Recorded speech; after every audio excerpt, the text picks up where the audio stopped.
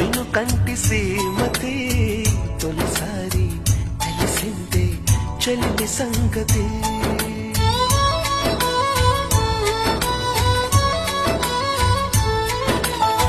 గగనాలే శిరసుంచి సుగుణాల పెన్నిధి వరమల్లి దొరికావే మంచి పెనిమిటి. ప్రతి అణువు తెగబరువై